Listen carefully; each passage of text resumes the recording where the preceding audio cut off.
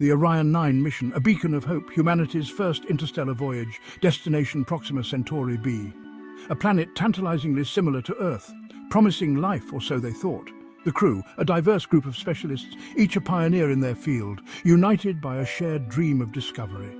They yearned for knowledge, unaware of the nightmare that awaited them. Years of meticulous planning, billions poured into the project. The weight of humanity's expectations rested on their shoulders.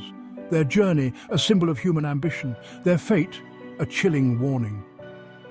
Proxima-B beckoned, a sapphire jewel against the backdrop of the cosmos, a siren's song across the vast gulf of space. It promised so much, it would take everything. The landing was tense. The ship buffeted by atmospheric turbulence. Below, the alien landscape rushed closer, an expanse of ochre and umber, striated by shadows. Captain Ava Cortez fought the controls, her brow furrowed in concentration. The ship groaned under the strain. Finally a thud, silence. They had made it. Elation gave way to caution. Cortez, ever the pragmatist, initiated safety protocols. The crew ran diagnostics. Their instruments hummed. The data was puzzling, disturbing. The ship's sensors detected strange energy readings, fluctuating, unpredictable. The planet seemed to vibrate with a hidden energy. An unsettling hum permeated the air. Outside, the landscape stretched before them, desolate, unforgiving. Strange formations dotted the horizon, like the skeletal remains of colossal beasts. The air was still, heavy. Dr. John Lee, the mission geologist, was the first to step onto the alien soil. His boots crunched on the strange crystalline surface. He planted the flag, a symbol of human achievement, a tombstone. The silence was unnerving, broken only by the hiss of their respirators. A sense of dread crept over them, a primal fear of the unknown. They were alone, completely alone. Days turned into weeks. The crew explored, catalogued, analyzed, but the planet held its secrets close. The strange energy readings persisted. Their source remained elusive. They found no signs of life, no plants, no animals, just the wind, whistling through the eerie formations, carving strange, mournful songs into the silence, a constant reminder of their isolation. The crew grew increasingly on edge. The constant tension took its toll. Sleep became difficult. Nightmares plagued them, visions of being watched, hunted. Then the nightmares became reality. Section 5, a landscape unveiled.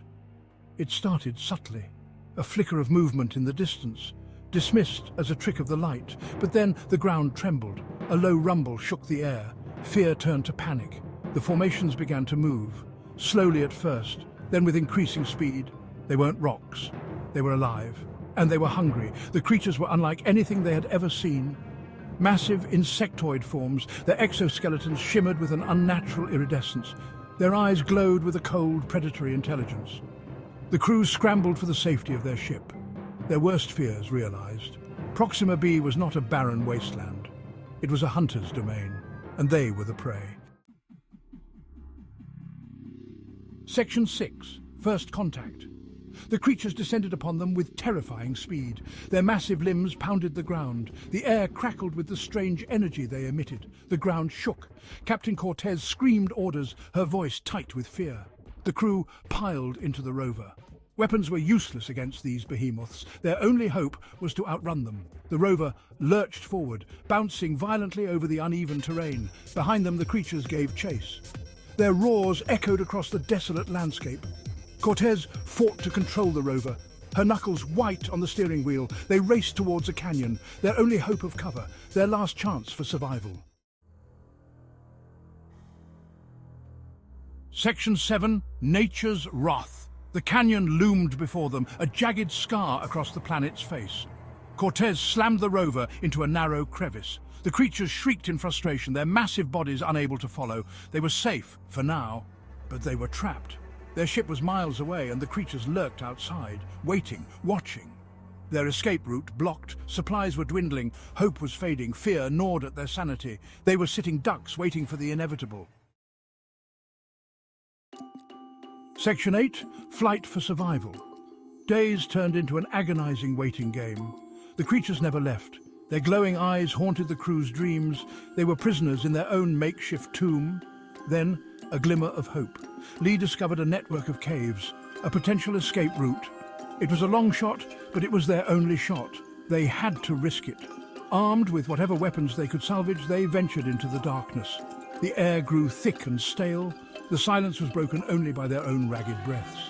Every shadow held the potential for terror. The caves were a labyrinth, twisting, turning, leading them ever deeper into the planet's bowels. They pressed on, driven by fear and a desperate hope for survival. Section 9, Last Transmission. They emerged from the caves miles from their landing site. The ship was a distant beacon on the horizon, a symbol of hope in a landscape of despair. But their ordeal was far from over. The creatures were waiting, drawn by their escape. They surged towards the crew, a wave of chitin and fury. Their escape route blocked. Death seemed inevitable. Cortez ordered a final transmission, a message in a bottle cast into the void, a warning to any who dared follow in their footsteps, a testament to their courage. The transmission ended abruptly, cut short by a deafening roar. The screen went blank. Only static remained. The Orion 9 mission was lost. Section 10. Eternal silence. Back on Earth, the world watched in horror. The final transmission played on a loop, a constant reminder of the price of human ambition. The silence from Proxima-B was deafening. The Orion 9 crew became martyrs, their names etched in the annals of history. Their sacrifice a sobering reminder of the vastness and indifference of the cosmos. Proxima-B, once a symbol of hope, became a symbol of terror, a testament to the folly of underestimating the universe, a silent, watchful predator waiting for its next victims.